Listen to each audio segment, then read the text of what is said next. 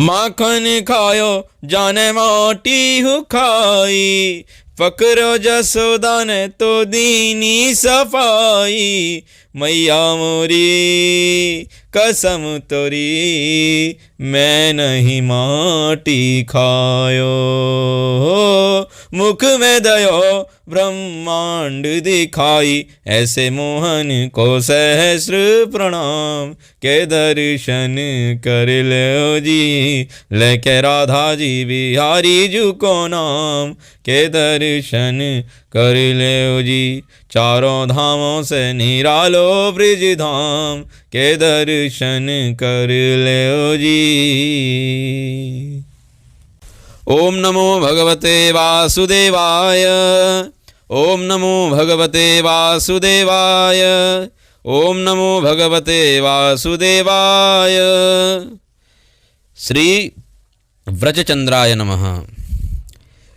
भगवान श्री कृष्ण माखन चोरी की लीला करत भये और चंद्रमा की भांति ब्रज में बड़े होने लगे। जैसे चंद्रमा कैसे शुक्ल पक्ष को चंद्रमा एक एक प्रतिपदा द्वितीय तृतीय कैसे बढ़त हुआ, धीरे धीरे धीरे धीरे बढ़न लगे। और माखन चोरी की लीला उनकी चली रही थी।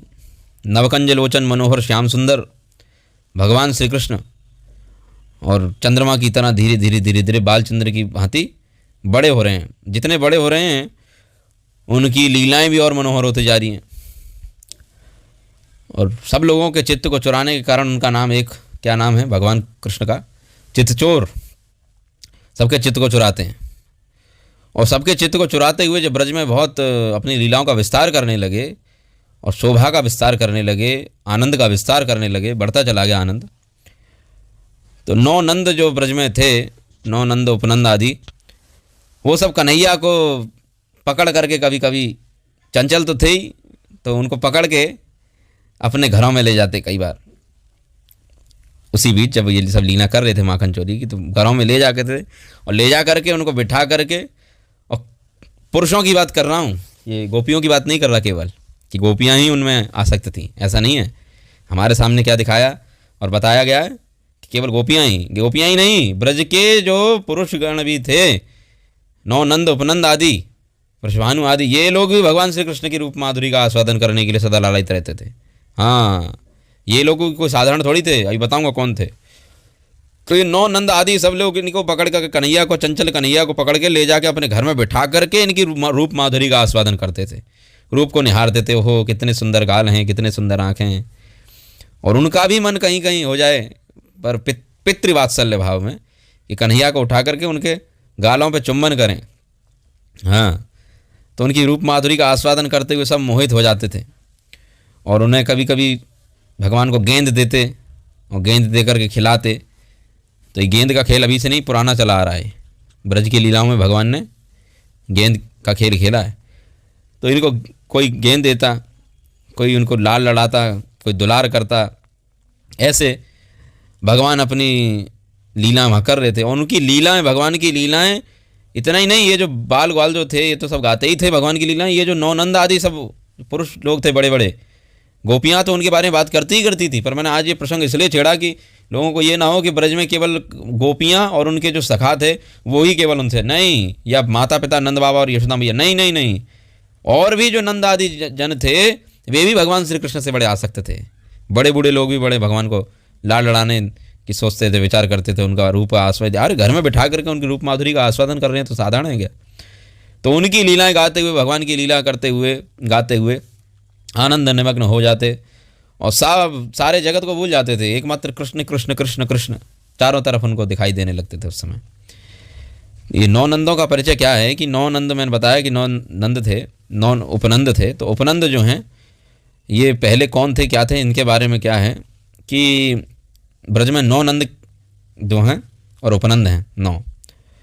तो 9 नंदों के नाम हम सब जानते हैं कि एक नंद हैं जिनका नाम है गय, एक गय नाम के उपनंद हैं। और एक नाम है जिनका विमल नाम है। तो गय, विमल, और एक नंद हैं जिनका नाम है श्रीश, और एक नंद हैं जिनका नाम है श्रीधर, और एक नंद है मंगलायन, और एक नंद का नाम है मंगल, और एक नंद रंगवल्लीश, रंगोजी और देवनायक। इस प्रकार से ब्रज में 9 नंद कहे गए हैं। 9 नंद गए विमल श्रीश श्रीधर मंगलायन मंगल रंगवल्लीश रंगोजी देवनायक।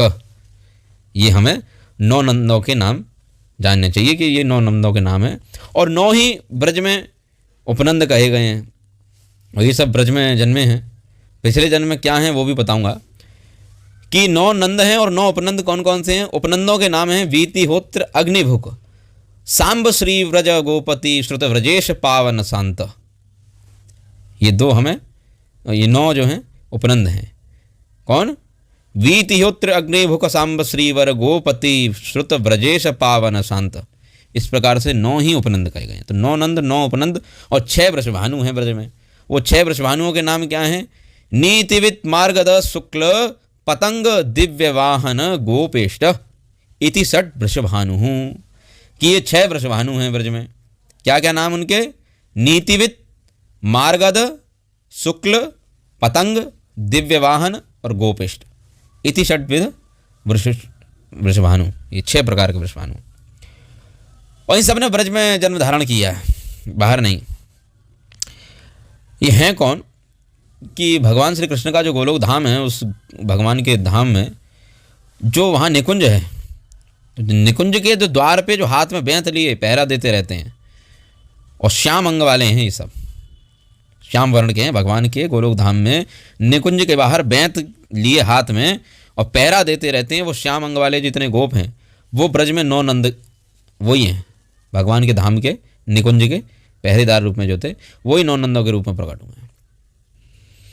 और जो उपनंद हैं, उपनंद कौन है?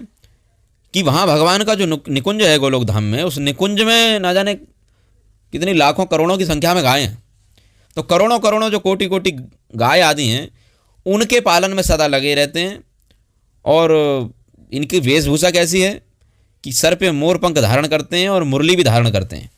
जब मैंने प्रथम दिवस में बताया था, जिसमें वर्णन किया था, उस समय पर मैंने बताया था कि कुछ गोपगण वहाँ पे ब्रह्मा जी आदि को सबको कैसे दिखे, जिन्होंने मोरपंख धारण कर रखा है, मुरली ले रखी है हाथ में, ऐसे भी जो हैं, तो वही हैं ये। तो जो उपनंद हैं वो कैसे हैं? एक तो करोड़ों करोड़ों गऊओं का सबका पालन करने में तत्पर रहते हैं, वहाँ लगे रहते हैं गोलोक धाम में।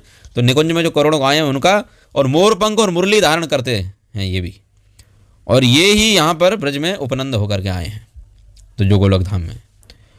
और वृषभानु जी कौन है? तो 6 वृषभानु हैं ब्रज में। ये 6 वृषभानु कोई और नहीं है, ये निकुंज में भगवान गोलोक के धाम की, वहाँ जो उनका जो महल है आदि है, दुर्ग जो है, उसकी रक्षा करने के लिए हाथ में दंडा धारण करते हैं और पास धारण किए रहते हैं। और उनके जो 6 द्वार हैं, और 6 द्वारों पर ये 6 गोप जो विराजमान होते हैं ब्रज में, जो गोलोक धाम में ऊपर, तो वो ही 6 गोप जो हैं, जो दुर्ग की रक्षा करने के लिए डंडा और पास हाथ में धारण किए हुए रहते हैं, वो ही ब्रज में 6 वृषभानु होकर के आए हैं। और भगवान श्री कृष्ण की इच्छा से ये सारे लोग जो थे गोलोक धाम से इस भूमि पर, पृथ्वी पर, मृत्युलोक में यहाँ पर प्रकट हुए थे। और जो कि वास्तव में मृत्युलोक में नहीं हुए हैं, ये मृत्युलोक के अंदर जो ब्रजमंडल है, जिसका कभी नाश नहीं होता प्रलय काल में भी, वो ब्रजमंडल के अंदर ये लोगों का जन्म हुआ। 9 नंद, 9 उपनंद और 6 वृषभानुओं का। तो 9 9 18 और 6 24 हो गए। तो ये 24 भगवान के ऐसे विशेष पार्षदगण हैं वहीं के गोलोक धाम के। और इनका इतना महात्म्य है कि वास्तव में इनका जो महात्म्य है, चतुर्मुखी जो ब्रह्मा जी हैं वो भी नहीं कर सकते। वो भी इनका महात्म्य वर्णन करने में, इनका प्रभाव वर्णन करने में असमर्थ हैं। ब्रह्मा जी भी चाहें ना कि इनकी कितनी बड़ाई करी जाए, इतनी कम है, क्योंकि भगवान के साक्षात नित्य संगी हैं ये लोग, साधारण नहीं है। तो अब और वास्तव में जिनके यदि पार्षद हैं वो तो हैं, पर सबसे बड़ी बात है कि इनकी गोदी में बैठ कर के भगवान श्याम सुंदर, जो कि बाल चंचल्य लीला कर रहे हैं, माधुर्यमयी लीलाएं कर रहे हैं, वो जिनकी गोद में बैठ कर के स्वयं लीलाएं क्रीड़ा परायण होकर के भगवान श्री हरि स्वयं सुशोभित हो रहे हैं, जिनकी गोद में स्वयं विराज रहे हैं, उनके महात्म्य का वर्णन कहाँ तक किया जाए? तो ब्रह्मा जी भी उनकी महात्म्य का वर्णन नहीं कर सकते। इसीलिए तो कह दिया, मैं कल क्या बताया था कि ब्रह्मा जी ने 14वें अध्याय में श्रीमद् भागवतम के कह दिया, अहो भाग्यम नंद गोप व्रजौकशाम यन्मित्रम परमानंदम पूर्णम ब्रह्म सनातनम, कि जिनका भाग्य अहो भाग्य, उनके भाग्य का वर्णन स्वयं ब्रह्मा जी भी नहीं कर सकते। तो इतने महान हैं ये सब, 9 नंद 9 उपनंद 6 वृषभानु और भगवान के सखा आदि सब। तो इस प्रकार से लाड़ लड़ाते हुए भगवान कन्हैया बड़े हो रहे थे ब्रज में और चंद्रमा की भांति।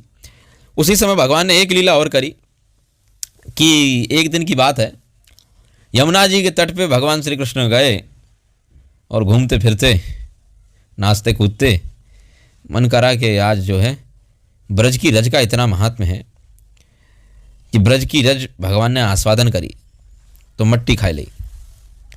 ब्रज की रज आस्वादन कर ली। अब वो आस्वादन कर रहे इतने में बाल ग्वालन ने सबने देख ली, अरे कन्हैया तो माटी खा रहा है। और सब दौड़ करके यशोदा जी के पास आए और मैया के निकट आए के बोली, अरे मैया, हो मैया तेरे लाला ने माटी खाई, यशोदा तेरे लाला ने माटी खाई। कछु मुख में कछु तन लिपटाई, कछु मुख में कछु तन लिपटाई, यशोदा तेरे कान्हा ने माटी खाई, ओ मैया तेरे लाला ने माटी खाई। माखन खायो जाने माटी हु खाई। अरे देखियो तेरे लाला ने माटी खाए ली मैया। सब बाल ग्वालन ने सबने बताई कि मैया तेरे लाला ने माटी खाए ली, माटी खाए ली, माटी खा ली। सब मिलके बोल रहे ना, तो एक एक बार में सब बोले तो सबकी आवाज़, तो मैया तेरे लाला ने माटी खाए ली। मैया ने तुरंत देखी बलदेव जी की तरफ कि ये सब कहा कह रहे हैं, और बलदेव जी ने हाँ में हाँ मिलाई दी, हाँ मैया जो लाला है माने सही में माटी खा ली है और ये सब सत्य कह रहे हैं। बलराम जी की बात पे मैया विश्वास मान लेती हैं।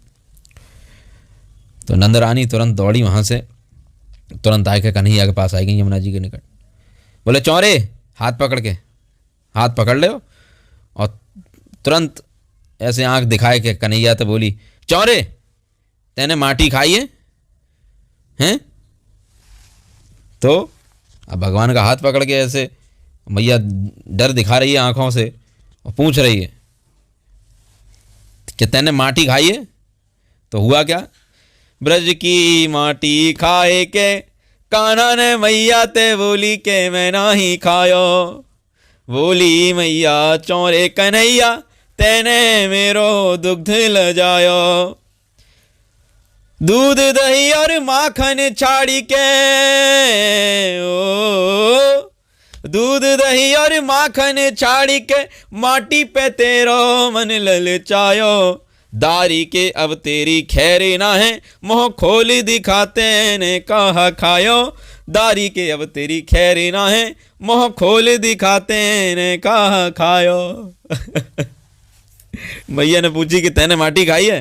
तो ब्रज की माटी खाए के कान्हा ने मैया ते बोली कि मैं नहीं खाया।